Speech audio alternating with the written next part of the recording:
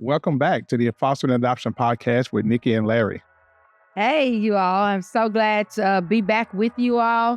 We're excited. We had a great Thanksgiving. Yep. A lot of the kids were at home. It was all good. So now we're back to finish that conversation about the bios and the fosters being in the same home at the same time for the very first time. So we had 3 bios and 3 fosters. Yep. Even Steven. Okay. And hey, this episode is going to be about the ugly reality between, the bios and the fosters, how we went from 3 and we suddenly increased to 7. Right. So we had 7 children, and the way that we increased, they were all siblings, but we increased because once they got to the house, they let us know that they had 4 of the siblings. We were like, 4? So they had 4 of the siblings, and it helped us by being new fosters because we could go on a phone call campaign to find out where these kids were. We didn't know at the time that that's normally not the way things are done. So to our credit of not knowing, we didn't know it. Right, we give God the glory of that ignorance part, right. Not knowing that we were able to find our kids' siblings. So we went on our campaign. We found them all.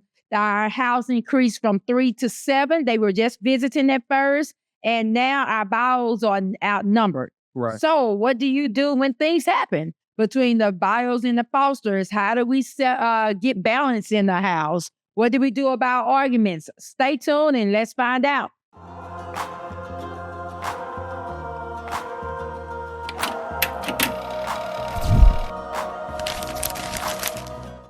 A lot of people in the house. 9 kids total. So let's think about that. And 1 in college. Right. And 2 parents only. So we were feeling good at first. So, of course, we're going to have to team up.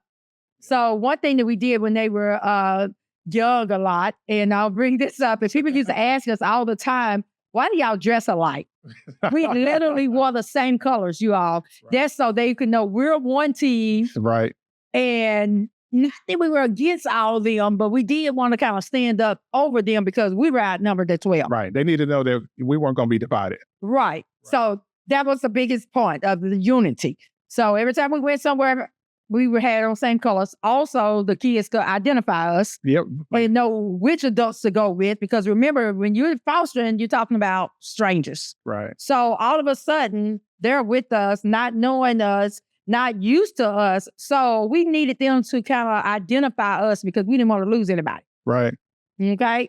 So first thing to dealing with bios and fosters in the home and that ugly reality was making sure that you understand that there's going to be friction in the house. Oh, yeah. There would be disagreements of some sort. Right. So friction to us meant disagreements. Oh, absolutely. That they're going to occur at all times. And sometimes you're not going to always get along. You're not going to always agree on the same thing. So it's very important that as fosters, with fostering parents, that you define what friction is in your house. And remember, we're only sharing our story. So our friction might be a little different than what you would define as friction. Matter of fact, it's probably a lot different than what you would define as friction. Okay. So the friction to us was just difference. How do we deal with differences? First thing we did was after prayer. Right.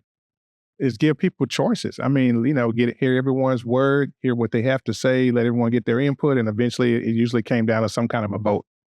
All right. So we did that through many different ways, which was actually our family meetings. That's right.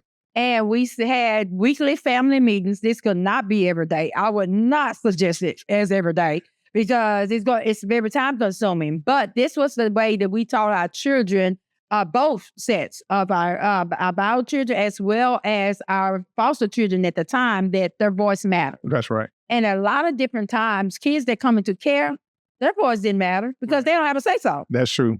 Everybody goes. Yeah, they told where to go, where, when to be there and how to look when they get there. Right. And everybody loves their parent. No matter what you're going through, that's who you know. So that's your familiarity. That's your normal. There you go. Yeah. That's your normal. And that's your normalcy. So therefore, you are used to that whatever it might be, however chaotic it is, however the outside might look at it as unsuitable, it's still your normal. That's right. So when you have people come into your house, it's very important that they understand at that time, even though they didn't want to leave their home, they didn't want to leave that environment, they're missing everyone that they Knew and loved. Yeah. And just think about it. Okay.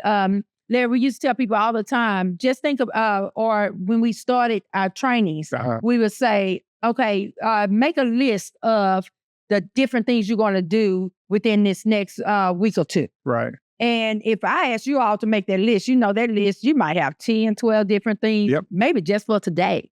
But we're talking about in 2 weeks, what will your list look like? Now, imagine that list just being torn up. Scrapped. And thrown away. Because now you have to get up and leave. You have no choice. That's right. Of where you're going. You don't even know where you're going. And you can't do anything on that list. So what happened to us is that we received our children October 1st. Well, there was a baby who was 1, their sibling that was going to be 2 on October the 4th. Yep. You think their lives changed? Man, because upside down, right? Right. They're not with their sister anymore. They didn't know where their sister was. So therefore, we had to be on a hunt as foster parents, as just caring people, because we didn't know the rules, remember? Yep. So we didn't know we weren't supposed to try to track them all down. So we did, but it's very important that they understand that they have a voice in our home. Right. So what we started before those 4 came to live with us permanently, because it did take a year. They actually came to us every once a weekend. Once a weekend. It was once. I'm sorry, that didn't make sense. It was once a month. Once a month. 1 weekend out of the month. Right. They actually came and just stayed with us so that the siblings could bond. Right. It was a great time. For them. Don't ask me how we did it. It was chaotic. It was crazy. But it was fun, I will say. It was a wild ride. It was very wild. It was that we could only do 1 weekend out of a month. Right. That we thought. So we did that for a lot of months. And then when discharges came up and it came about, the kids were going to be divided further, then we were asked to take all 7 of them into the home. Right. And of course we did. Right. So that's how we got all 7 children. But even before they came to stay with us permanently, then what we did was opened up to family meetings. We didn't realize how important this was until one day on the way out, I was going to our agency, our current agency at that time, for a meeting, just a regular training meetings about fostering, the interest meeting that we were that we were asked to go to share our experience. So I was going to take it for the team. Larry, did Larry take it for the team? Yeah, I took it for the team. I was here with the children. So they think he got off easy, as a matter of fact. Yes, but let's stick back to my side of the story. All these stories, everybody share their story. It's their perspective. Oh, is that what it is? Perspective? I took it for the team. Oh, okay. If you say. And I was on my way out when one of our children, how children do at the last minute, said they had a meeting at school because they were interested in a sport. So I said, well, you're going to have to go with me, and then we can go back to the school. So the child did, and during that time, when I got up on the panel to talk, my child followed me. I mean, it's, anyone that foster knows that when you go in public, your foster child is going to stay with you. Right. Your foster child is like, okay, even though I might not know you that well, I don't want to get lost. You're what I got for the time being. Right. I don't want anybody to take me again. Right. So I'm going to just stick with you, and we're going to work this out. So my child walked with me to the panel, and we stood in front, and I said, okay, and I was just fine with just talking. I was used to them just being next to me. But my child was asked a question, and I stopped immediately and said, well, are you okay with answering questions? Because one thing that we truly believe is letting them share their own story. Right, and making sure they're okay with it. Right. So even with you all, sharing with you, we're not sharing names. If you know our children and you can identify them, that's fine. But we sharing our journey, not our children's journey. Right. So this time, our child spoke up and said the question was, what was it? How can foster parents let their foster children feel welcome in their home. What are some things that made you welcome? The first thing my child said is, I enjoy when we have family meetings because I get to speak up. There you go. We did something. Yes, yeah. It was good because we didn't know if they enjoyed that or not. Sometimes they talked, sometimes they didn't, especially this one particular child. So that was huge. One thing that we did in order to kind of get ahead of that friction, those differences that would occur, is that we set boundaries. So with setting those boundaries, having those family meetings, with the boundaries, they did look different because first we had to talk to our bio children and we let them know that, hey, anytime you feel uncomfortable. Yep, our door is open. Our door was open. Come and talk to us about it. Talk to us right away. Don't hesitate. Anytime you feel unsafe. Definitely come and talk to us. Come talk to us, and because they didn't know the children, we didn't know the children. And remember, this is our story. So you can judge if you want to, but we're just going to tell you our truth.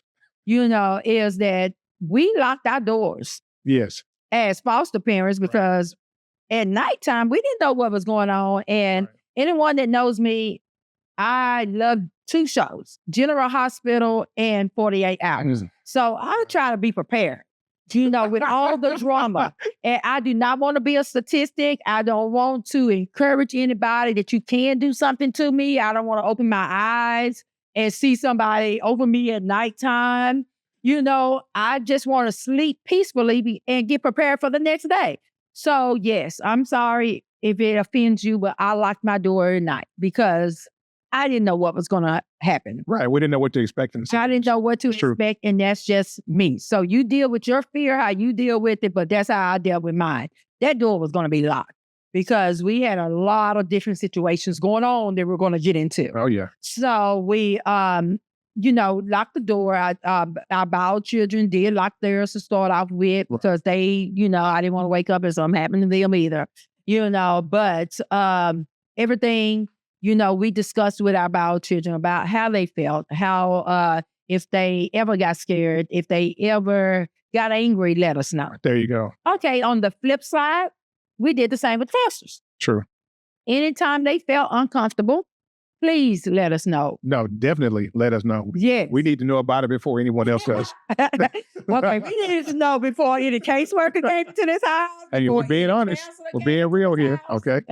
Right. Before anybody comes in here to try to take y'all away from us or say we did something, let us know how you feel. Right. So we treated them the same as our bio children, and we let them know that. So that was one big part of their security net we wanted them to feel. Right. We wanted them to know, even today, if you have any issues, even with us, even with Mr. Larry, then you're able to talk to Mr. Larry, you're able to talk to Mr. Larry. Yeah, nobody. Okay. Because it's always about Miss Nikki. Miss Nikki this, Miss Nikki that. But I wanted them to come and be able to talk to us. Right. Or we wanted them to. So we set those boundaries, we set up that security net. We thought we gave them opportunity to share, to discuss. Our family meetings went way too long sometimes. No, sometimes. Most of the time. Yes. And we set it up where we're not just talking about negative things. These are just talking about things coming up. We did have kids in high school. We wanted them to know what was coming up. They wanted us to know what was coming up. We wanted the kids to be prepared because it was a lot of movement for them at a young age. Yeah. So some things they understood. I know the little ones didn't understand anything we were talking about. No, not to that extent. But the oldest was in junior high. He was in middle school, so he needed to understand what was going on as well. Right. So therefore, we kind of talked about schedules a lot, how they felt. They had visitations during the week. So this was our time to kind of woosah as a family. Right. We would do kind of stretch out on the couch and just talk. Right. Everyone could air their grievances out. Right. And we had some. To air out. Just a few. Mainly about Miss Nikki, once again. But we got it worked out. We understand as moms, they always call our names because we do so much. So that's why it was so much about Miss Nikki. Okay. So that's my story. Perspective. Remember perspective here, right? Right. Now, we did set negotiables and non-negotiables. And that's always scary because they sound like rules. they sound like stuff I like or stuff I don't like. We had rules? Yes. Oh. We just didn't call them those. We called them expectations to be on the positive end of it. But there were some things with our bio as well as our fosters that we just were non-negotiables. Fight was one of them. That's not. Right. And as by having, 8 boys and 2 girls, it was a lot of wrestling going on that could potentially turn into fighting. Yeah. So we had to talk about fighting. And our children, our bio children, one of them just didn't like noise, period. I didn't want to live in a big old house. I don't like noise. I mean, a big old family, rather, and you don't like noise. But it was just true. Didn't care for the noise level. Didn't care for a lot of screaming. Right. So we had to make a lot of adaptations. That's right. Okay. So how did this get ugly? Because all this sounds good, right? It didn't get ugly, did it? How did it get ugly? It got ugly. It got ugly because they're kids. Things happen. Things change. People have feelings. We have emotions that we haven't dealt with. We have situations that we haven't dealt with. Yep. One thing that we really tried our best to do was protect the privacy and build trust at the same time. How can you do that with bios and foster? Because somebody got to be right, somebody got to be wrong. Yep. Or they feel that it's not fair. Well, we had a lot of situations. So we're just going to share a couple of them. We did have children writing letters to the judge. Ooh, yes. Writing letters to the judge and complaining about who? It's Nikki. It's Nikki. And you all, with the counselors, because you have counselors, they came to us, and the lawyer, the children always have a lawyer. You have the advocate. And the lawyer let us know, well, the advocate is a counselor. Oh, that's right. Yep. And then you have your lawyer. Right. Then you have your counselor. Then you might have a psychiatrist. See, there's a lot going on here, right? Doctors. Right. So you're already talking about a chaotic schedule. Right. But when the lawyer came to us to share with us that a letter had been submitted to the judge from the children, I'm like, I didn't mail a letter. How does this happen? Right. Remember, we're new to fostering. You might be a veteran foster parent or adopted parent, so you kind of understand this. But when they go to visitation, they are able to write letters and they do different things with the parents or whatever it may be. But the kids have rights as well. That's correct. So they can write anything they want to and hand it to their lawyer, their caseworker. But in this instance, it was a letter to the judge. Dear Judge, and I still have it. Oh, my goodness. Still have the letter. I laminated it because I did get a copy of it. But it was like, Dear Judge, please move me from this, from the Ransons, because Mr. Larry let Miss Nikki come home and tell us what to do. She's just mad. Oh, yeah, I know the whole letter. She's just mad because she goes to work and we don't have to. Kids. And we don't have to work, and she's mad when she come home from work. So please move us because she screams at us a lot. You didn't scream. You just use your outside voice sometimes. Maybe it was just hard for me to transition from work to home. Also, I just talk loud, so we have all these excuses, or maybe I can say my mom and daddy, they were yellers. I don't know what it may be. But one thing that we have to take into consideration is however they feel is how they feel. Yep, that's it. That's how they felt. That's the truth. Now, they felt that Mr. Larry let me talk.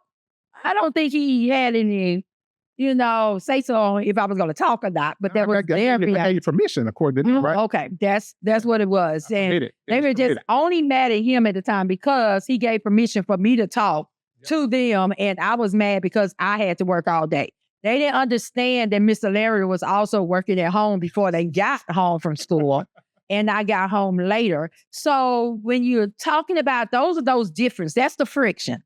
Now we have differences in schedules, differences in understanding the schedule, differences in just capability to understand. They didn't have to deal with work. Nope. But I'm mad because they don't have to work.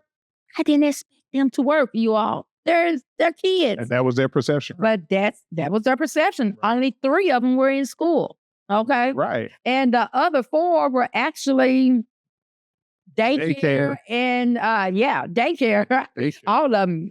So we had 5 that was 5 and younger. Right. So 5 kids, 5 and younger.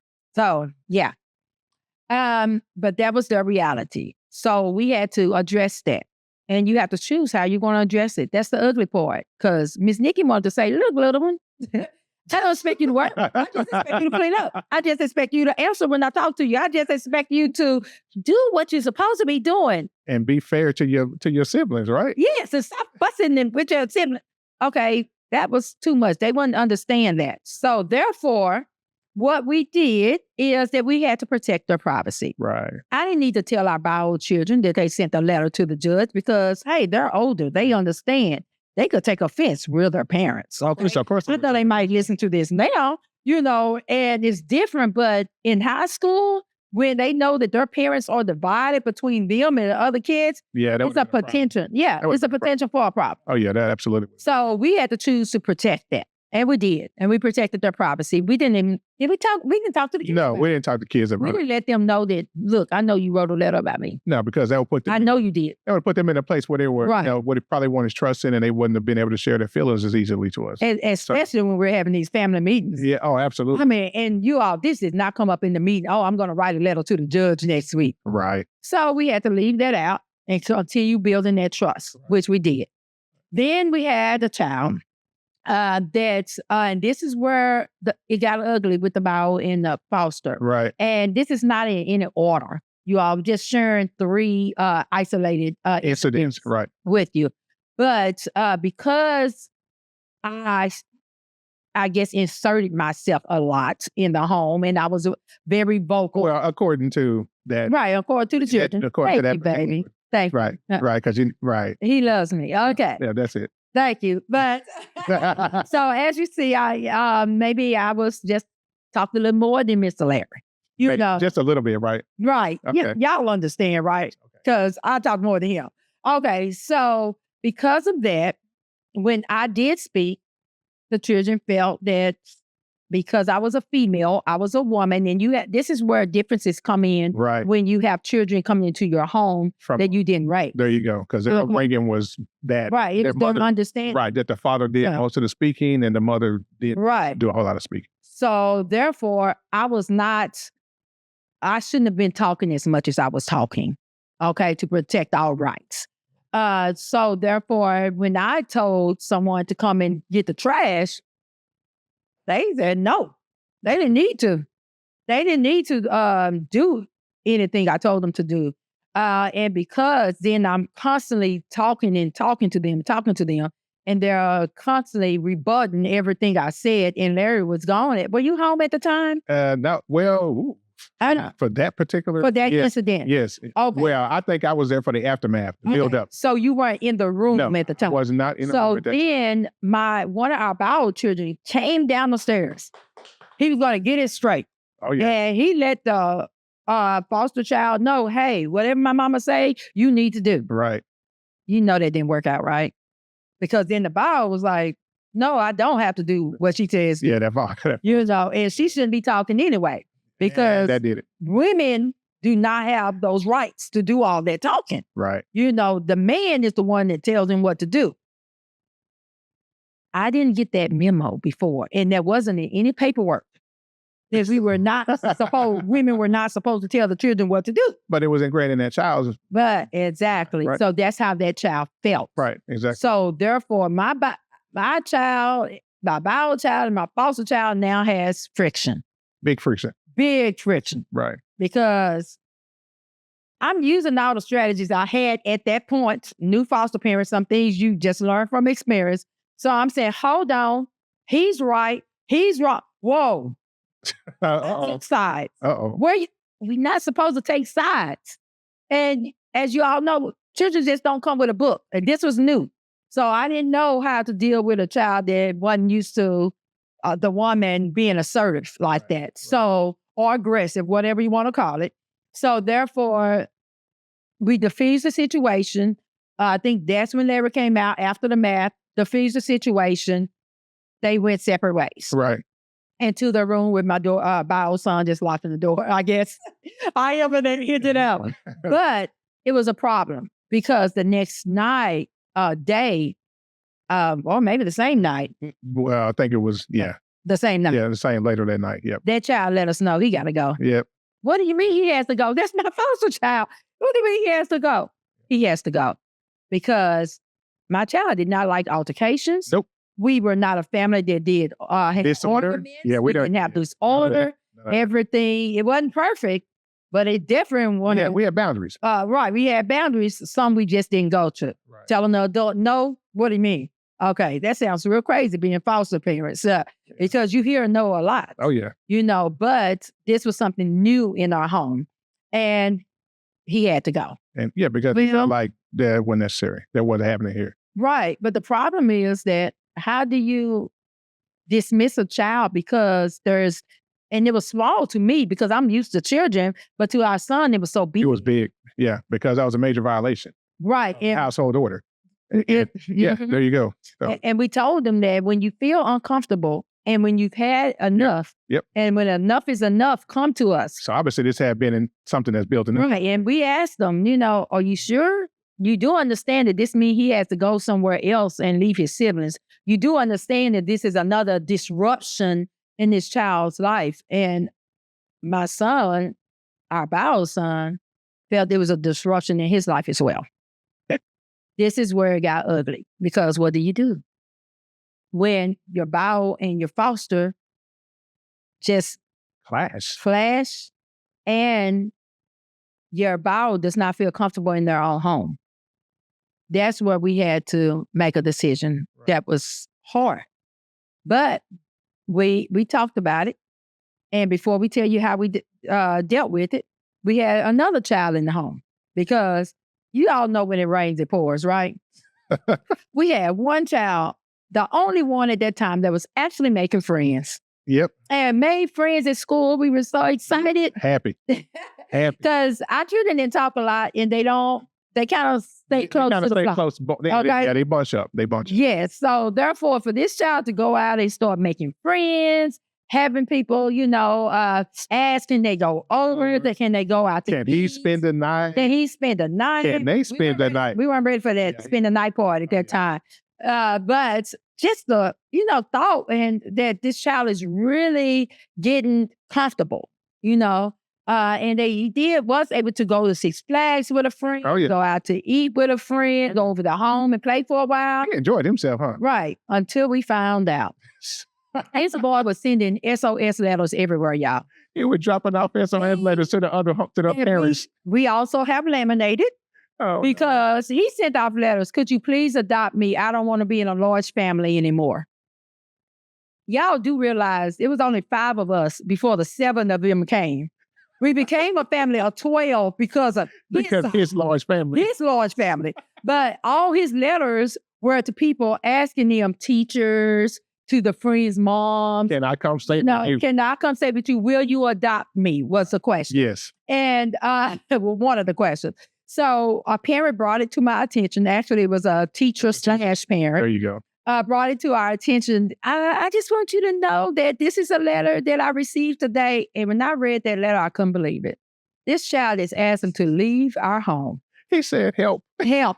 The first 4 letters of this whole entire note that he wrote on a sheet of notebook paper said, help in red. And he wrote it in red. Wrote everything in red in school. So the pen we bought for school was simply used as an SOS letter to get out of our house. Right. So we had to have that conversation. It didn't have anything to do with the other bowels, but now it has to do with the entire family. Wait, hold on. Now you're a foster parent and you got a foster child writing letters and handing them off at school to faculty saying, right, help me. We didn't want him taken away. We didn't want our own kids taken away.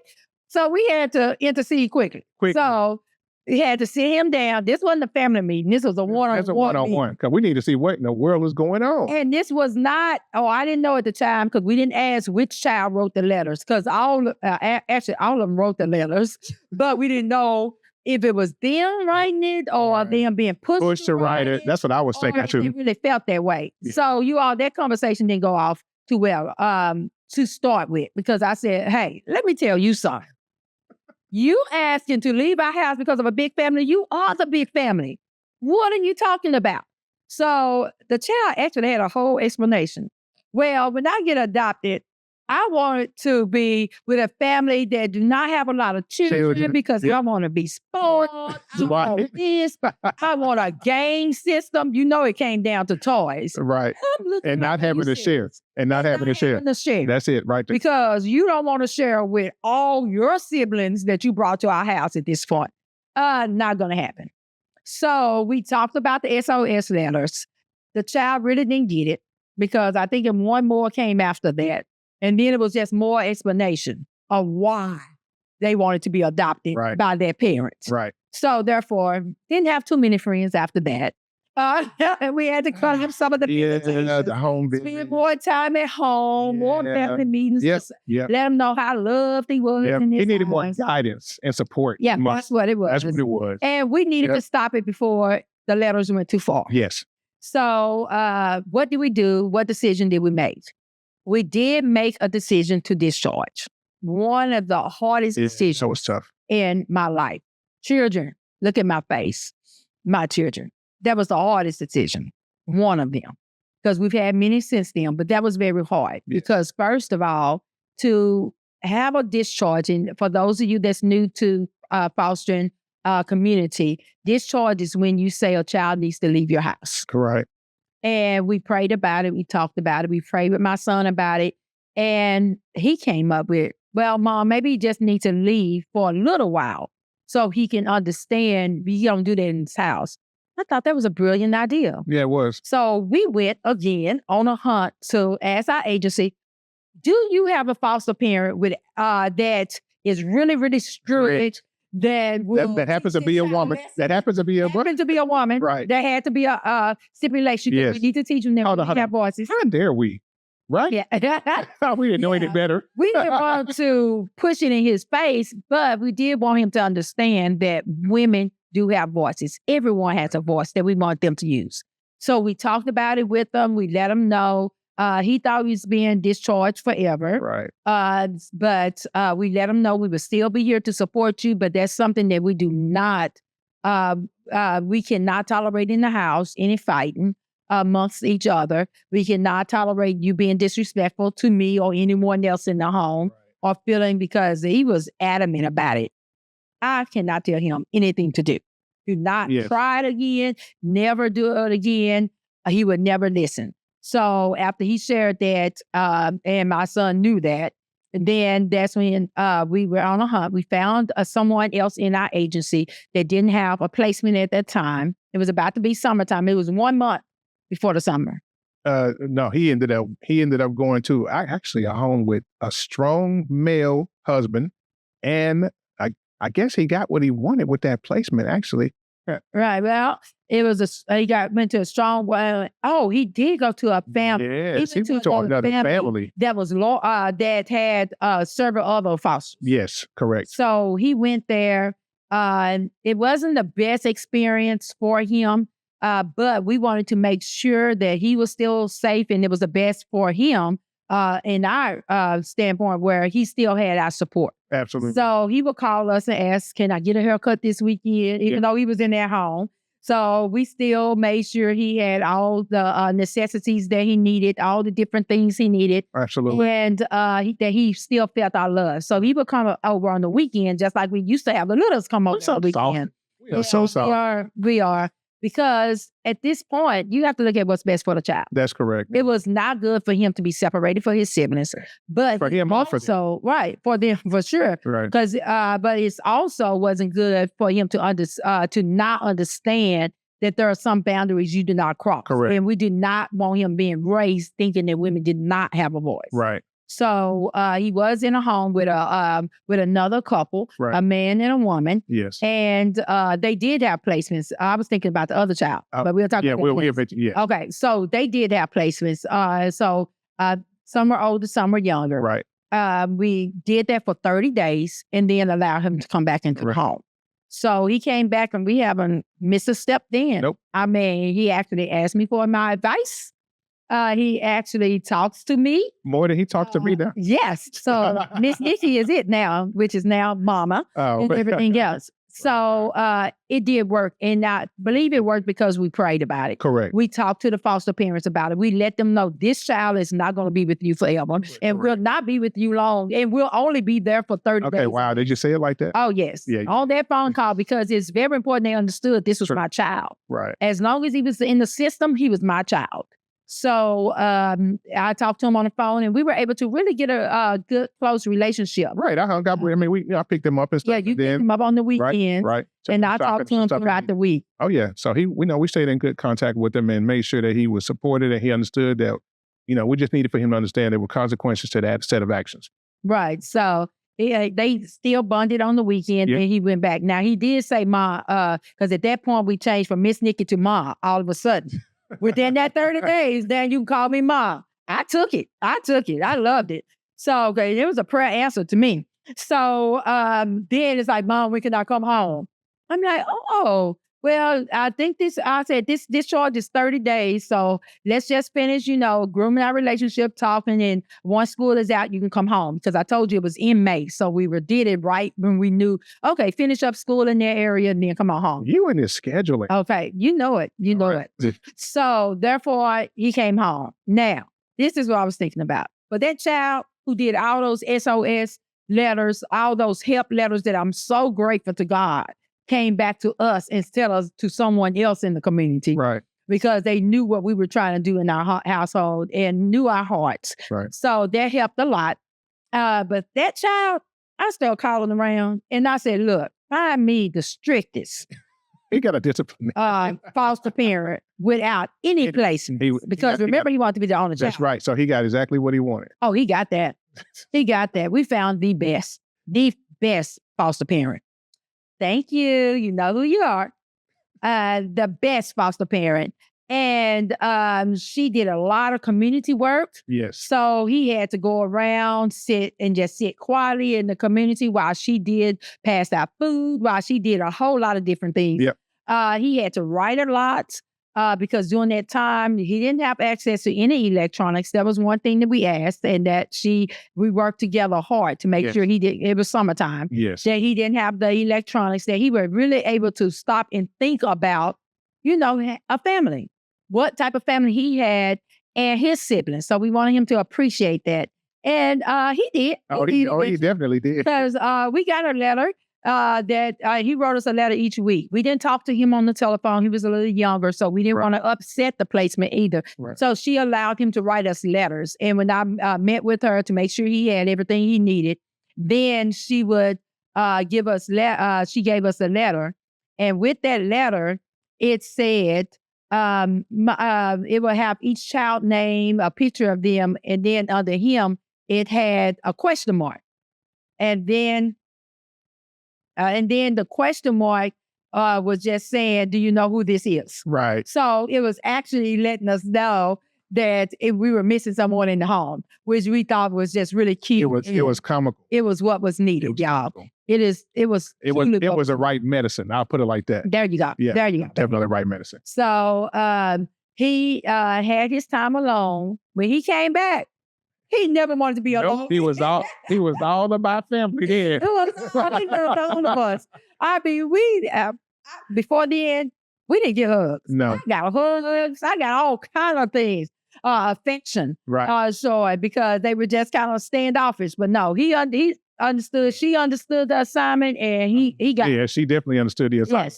Yes, so he got it. He got the business. So he missed everybody, and we have so many letters from him from that time, from those 30 days. I think we even shortened those days because my baby was sad. My baby missed us. We missed him. He had to come home. So those are days that we shortened.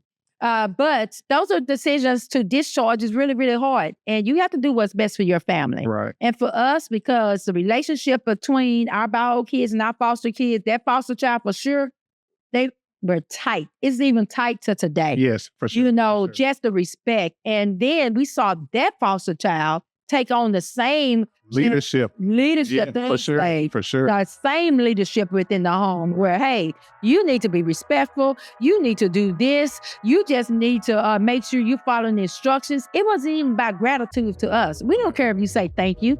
Our own kids didn't say thank you. Come on, for real. Well, I mean, once we became adults, then we learned more to say thank you to our own parents. Yeah, that's the truth. Then you really appreciate them. But as a child, we just want you to just do what's best. Do what you're supposed to do. Be a good person. Be a good person for yourself, to other people. Right.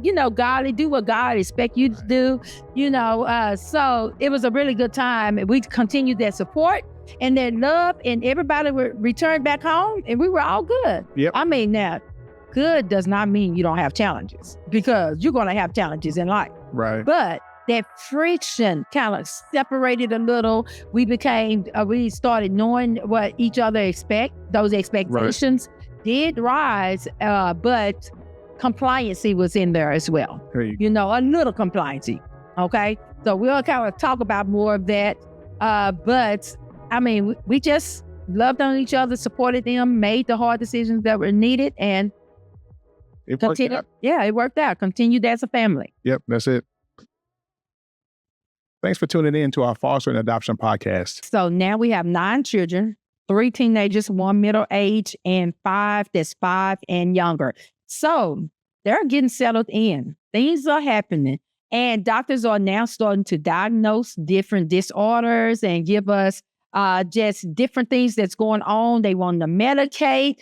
Well, what do you do when your reality in your home shifts? What do you do? Tune in next week to our next episode and discover the disorders that can disrupt your home if they're not denied. Please be sure to like, share, subscribe, and follow us on all social media platforms. Bye.